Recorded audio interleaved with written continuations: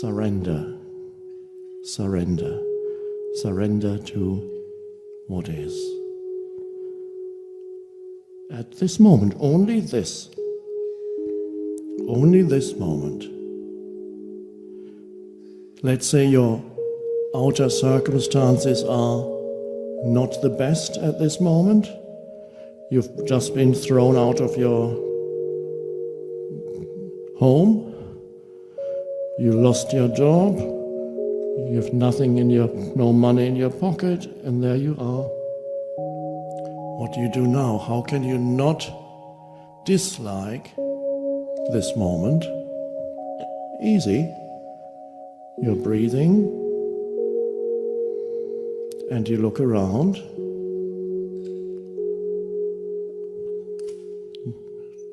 Sky, bird, people, cars. Feel the inner body. And you say yes to this moment. Not to a story that your mind is inventing about this moment. People confuse that here. When I say yes to what is, people think, okay, then I have to say, okay, I have to accept that I'm a homeless person now, that I have no prospects, that I've thrown away all that I had, or people have taken it away from me. Blah, blah, blah. Stories. No. That's just a story. I'm ruined, I've known nothing. No, you're not ruined. You have 50 pence in your pocket. That's the reality. I'm ruined is the mental addition to the reality, which is a story. So what is your mental addition to the reality of now? And you'd be amazed what people add to the simplicity of now.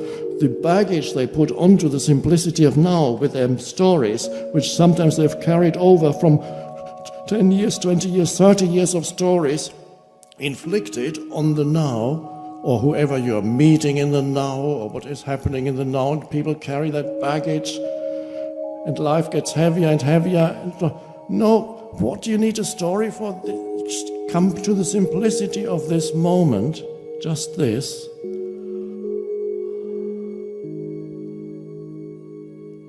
And then it's fine. So we are stepping out of story by accepting the simplicity of this moment.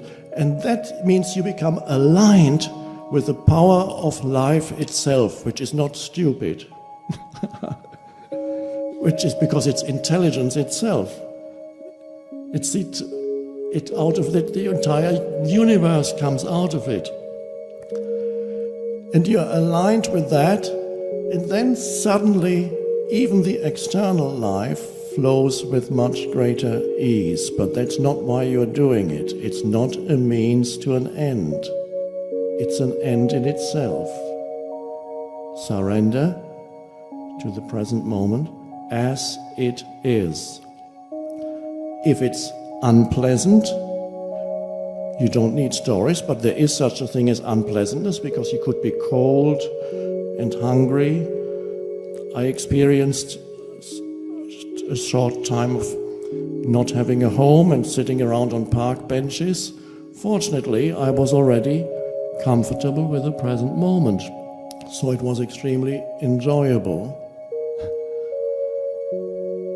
Something that other people might have said, it's a dreadful experience.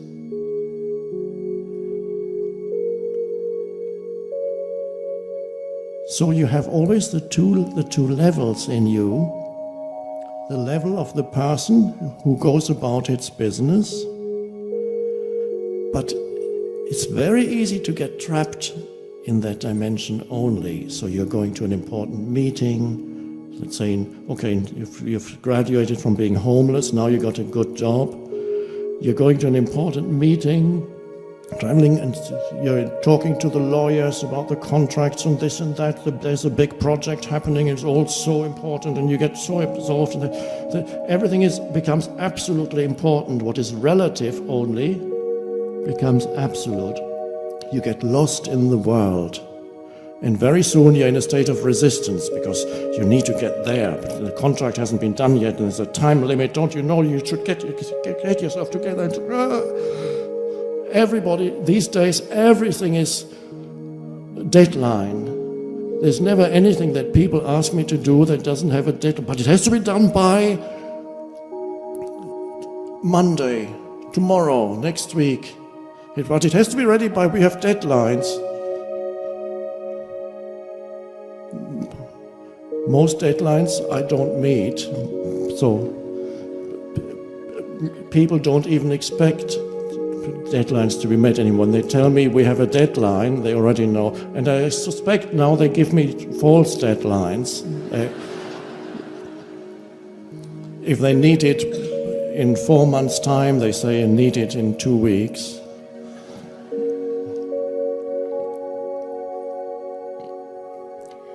So the world, which is the human mind, and the things of the world can absorb you totally. So is it possible for you to always come back into the other dimension? And that is a beautiful practice. So you're sitting in the office, this person is talking, that person is talking, or you're driving somewhere, the important meeting, and there's a moment when you feel your inner body. There's a moment when you look up at this tree. There's a moment when you breathe, take one conscious breath. There's a moment when you step out of that stream of the world into now. And that becomes so enjoyable that more and more often that dimension is there in your life. Stepping out of the story. And there you are in the lawyer's office discussing divorce proceedings with your husband or wife. And you're looking out of the window and see there's a beautiful tree, but you don't even call it a beautiful tree, you just see. And there's not only a tree, you can feel the very presence in which the tree arises. And the lawyer is talking about this or that, and you look, ah. And then you look back to the lawyer and say, okay, do what you have to do. And then you look back at, take a conscious breath. You're continuously stepping out of the stream that wants to absorb your attention completely into the space of now. So you're bringing space into your life. You're bringing space into your life also by accepting, this is surrender, accepting what is brings space, because by saying yes to what arises in the present moment, you become the space for it, which you already are, but didn't know, couldn't feel it, couldn't know that you are the space for the world. By saying yes to the things that arise now, you become powerful, but not in the sense of ego power, not powerful over somebody or something else, but in the sense that the power of life itself is now able to fully flow through you. The power of consciousness itself, because we have two movements in this world, in a human being. One is the outgoing movement into form that has its place. In everybody, that's the outgoing movement that wants to strengthen and preserve the form of me. And there's nothing wrong with that if you know also the other dimension, which goes the opposite way. It's the need to be connected to the formless vastness of being that is also in you, that is essentially who you are.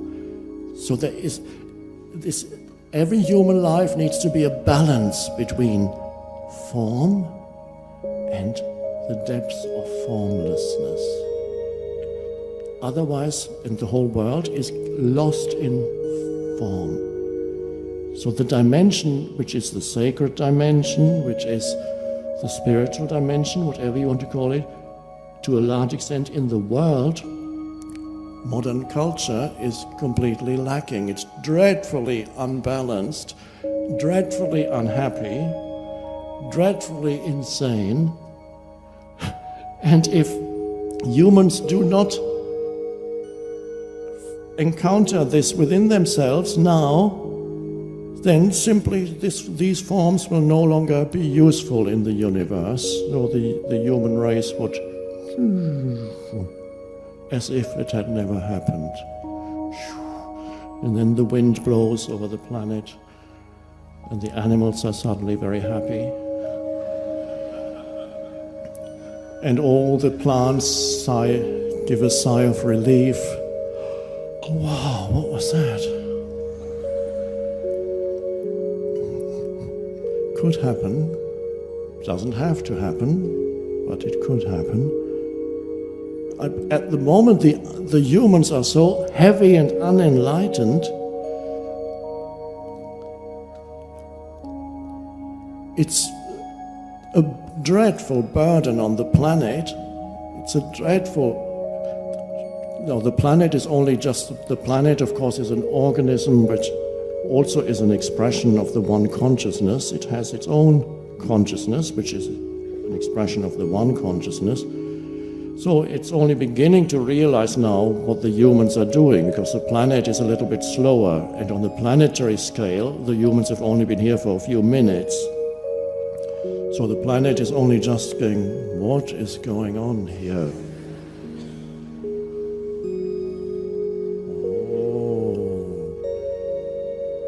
What can I do to get rid of these? Maybe I'll raise the temperature, have a little fever. That's how the human body gets rid of bacteria. Fever, that might work. Or should I make them infertile? That would be the easiest. Now it's when you become free of the illusion that the conditions of the world, whatever happens to you, that they are here to satisfy you. That things should always go the way you want them to go. The conditions are here to bring me fulfillment. That's a big delusion. Conditions are here to challenge you, to frustrate you, and to wake you up. So instead of seeking better and better conditions, you accept the condition of this moment.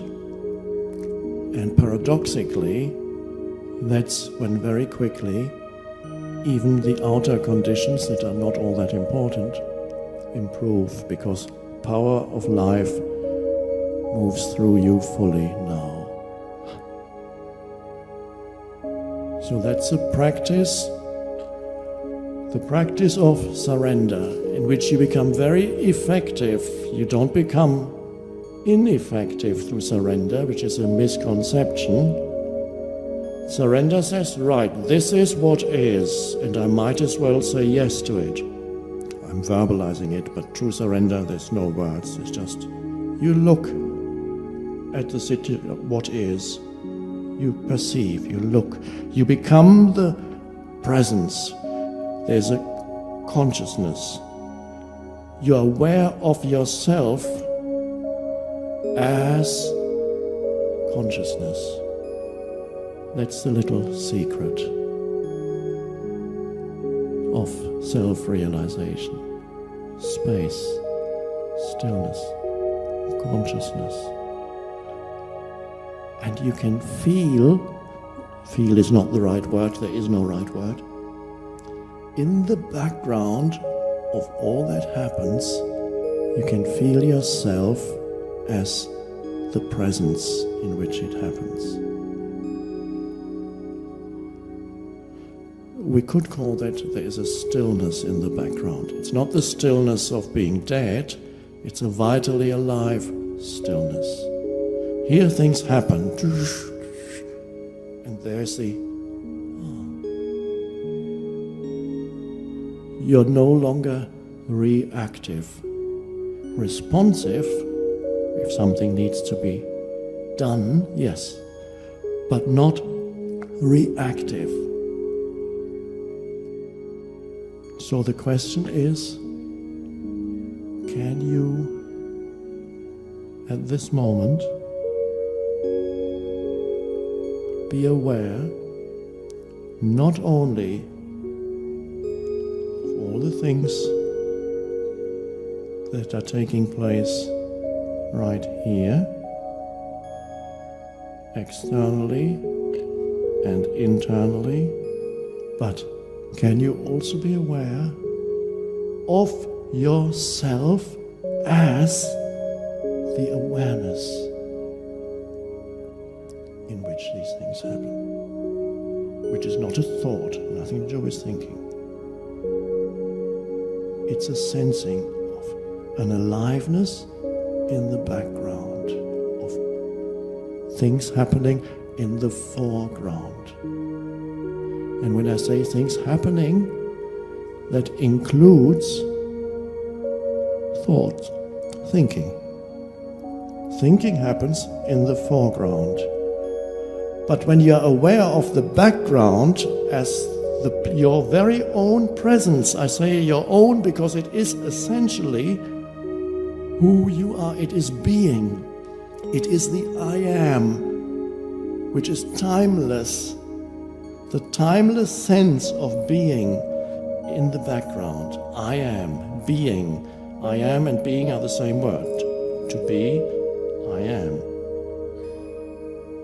First person singular of the verb to be, I am. It is being. Can you sense the very being that you are, and on that level you are one with all beings? This is the level of non-differentiation.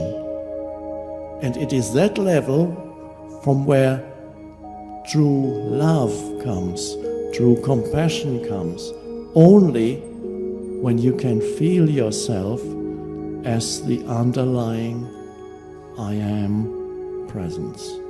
Now, you can only do it now. Because it is now. It is the now in essence. So that's where freedom lies. Freedom from conditions. Conditions will carry on, coming and going, some good, some bad. And that's also where creativity comes in, because through that, the very intelligence that is the I am may manifest through you. That secondary thing. What it manifests, I don't know. It varies from person to person.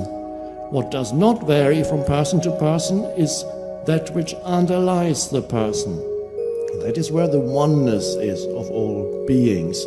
And from there, when you sense that, you can look at a forest and sense, if you go to an ancient forest and sense the sacredness of the forest, in yourself, the very presence that you are, you feel is the very same beingness that is the life in the trees. You feel the life, the one life, because you are the one life. And in whatever manifestation you see the one life, it manifests in billions of forms. In whatever manifestation you see the one life, you recognize it as yourself. And only then can you sense the essence of the forest, or the essence of an animal, or the essence of another human being. And only then is there true connection, and more than connection, a realization of oneness. And it's only then that humans are no longer compelled to fight each other continuously. That's the madness.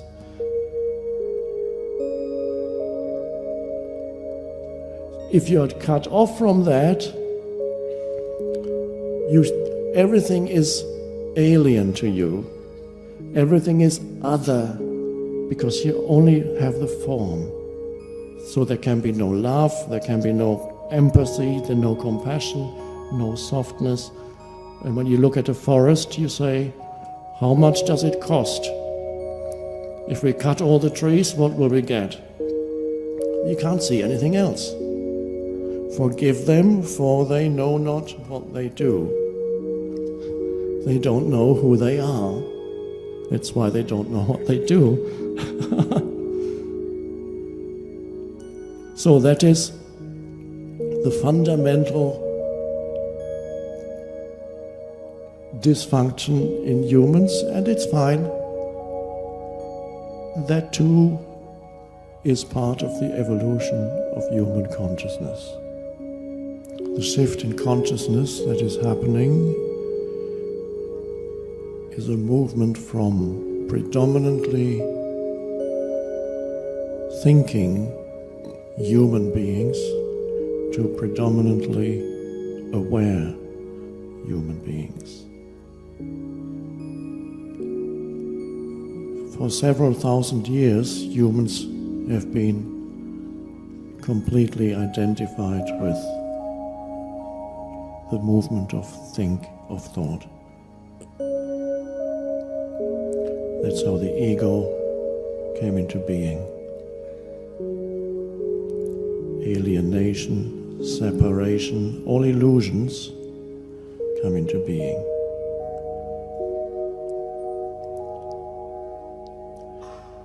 Since it happened, it was a necessary stage in the evolution, and we are coming to the end of that stage.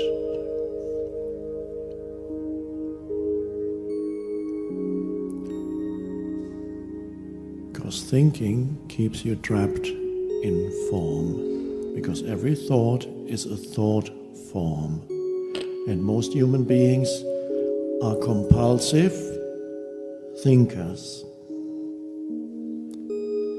because their sense of identity is derived from the movement of thought. They cannot let go of thinking, because to them it would be equivalent to dying. Who am I if I do not keep reminding myself of myself and my story and my life? My life. It's my life. It's a huge illusion, just those two words. How can you... Do I have life? Then there's life and there's me. If I have life, there's life and me, and I could lose it, and then all that's left is me. No, that can't be right. I have life. That's what people think. They have a life. Because it's an illusion created by thought. They're separating themselves from life and say, this is life and that's me.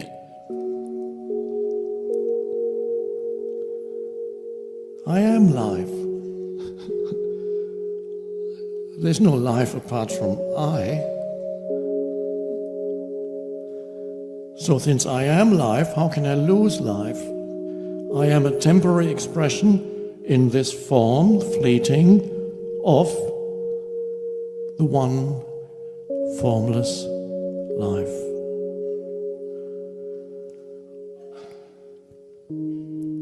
So thinking is compulsive for most humans, and it is an addiction. The great addiction, much greater than drugs, is the addiction to thinking. Most of which is not only unnecessary, but represents an enormous burden and heaviness in your life. So all of you who are still here are ready to make that shift, which for most people is gradual, for very few it's sudden, the shift from continuously having to think to experiencing gaps in the stream of thinking. And I'm not talking necessarily about when you are meditating. Meditation is wonderful for those who feel drawn to meditation. Not everybody may feel drawn to meditation. Main spiritual practice is daily life, even for meditators. No matter how good you are at meditation, 3 hours a day, 4 hours a day, don't need to move. Even the Buddhist monks are impressed when you can sit for 2 hours. Some Westerners have enormous willpower.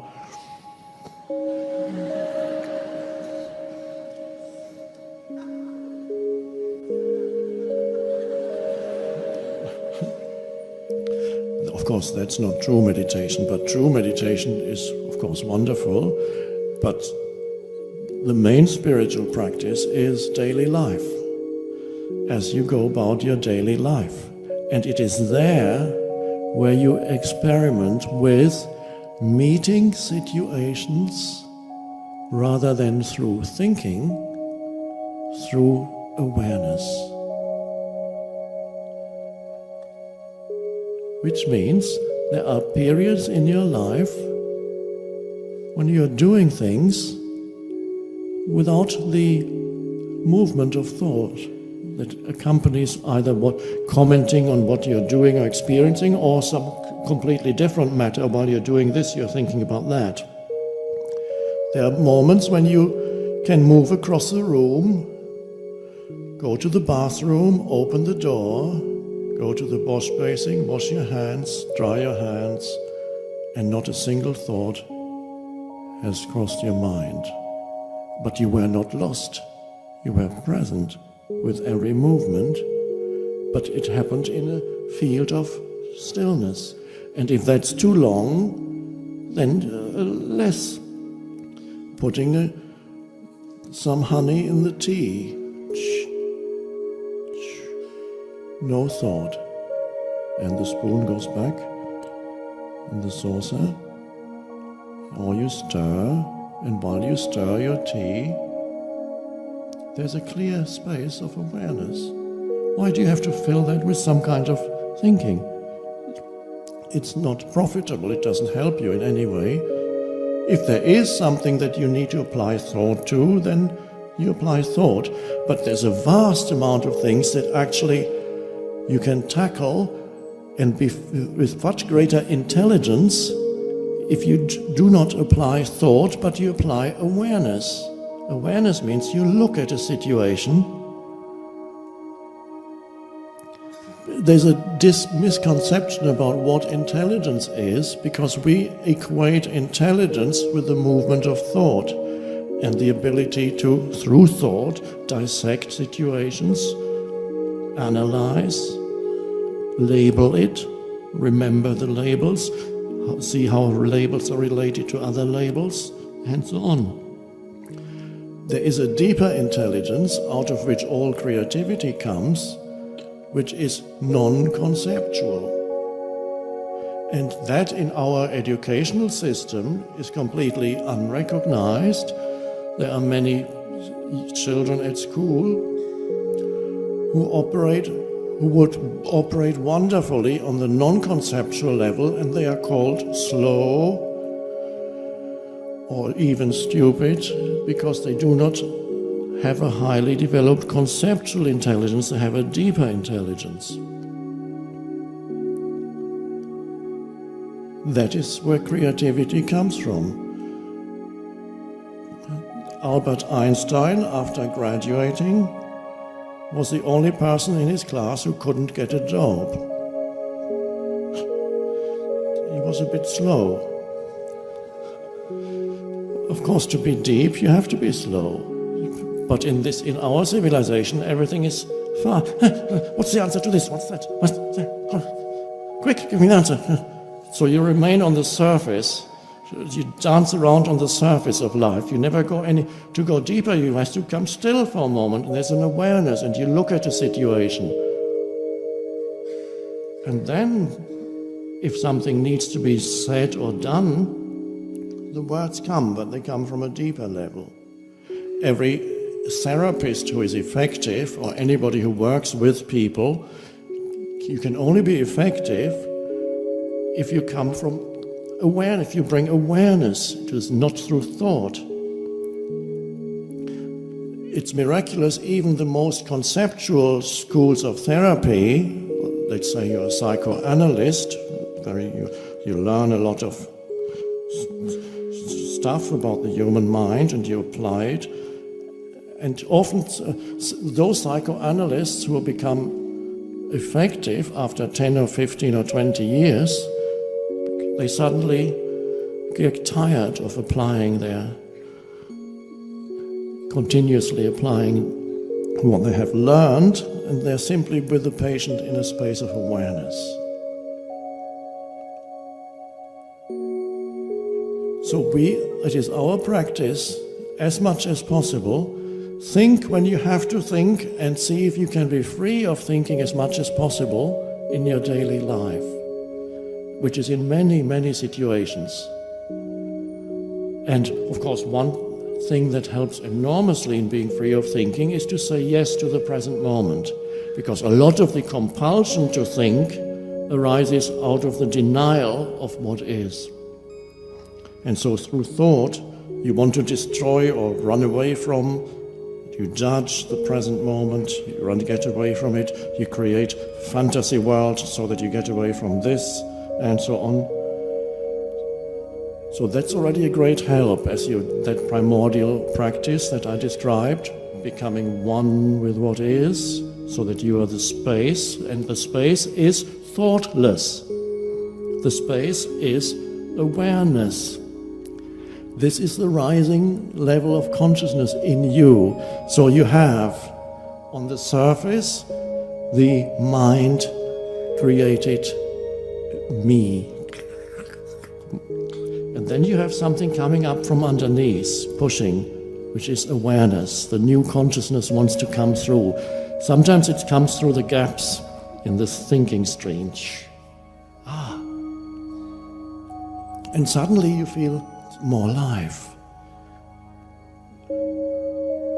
There's a peace, but an alive peace, alert, unburdened by the little me and its problems. Don't carry that around anymore. So your practice, when you're on the bus, in the tube, walking from here to there, doing this or that, just aware, but not thinking. And it doesn't matter how long. The length doesn't matter. The frequency is more important. How often you allow a gap in the stream of thinking. And the gap doesn't need to be long. Just and so you become, it's like the density of mind lessens because gaps are appearing in the mind. And so you become actually more intelligent. We can call it, that's a title by a book by Krishnamurti, The Awakening of Intelligence. And really, that's what it is. True intelligence comes in, which is not the ability to solve IQ tests. That is a small aspect of intelligence, but not intelligence itself. Now, there may be some of you who are very good at IQ tests and who feel offended right now. And that's fine, because perhaps some of your identity was built on the fact that you have a very high IQ. If that's the case and you feel some inner, that can't be right, then you observe that. I don't have that problem because I have never undergone an IQ test, but I am absolutely sure the result would not be very good. My mind just doesn't work that way. Yesterday I picked up where I'm staying, my friend's house, there's a book on Sudoku. I picked it up, I looked at the simplest one at the very beginning. For 5 minutes, completely meaningless, can't do it.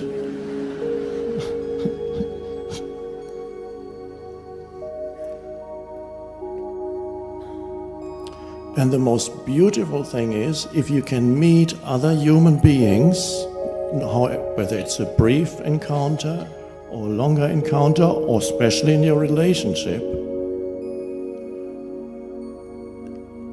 predominantly through being aware rather than relate through awareness rather than thinking. What does that look like in practice? Somebody comes to you and says something. While you listen, there is this space. You're listening, you're bringing space to it. You're not preparing what you're going to say or commenting on what the other person is saying or thinking about something totally different or trying to get out what you want to get out and say, but simply be there as awareness, a space of awareness. And there's a clarity, and this is where a human relationship deepens. There's no depth in relationship that are completely mind-dominated. They're all thinking. And then it's so easy to get drawn into that, especially when more than two humans come together, the mind energy starts working, and you get drawn. It's like a stream that carries you along. And then he said, and then, wow, I can't believe, you know what he did then? And then, can't get out of it anymore.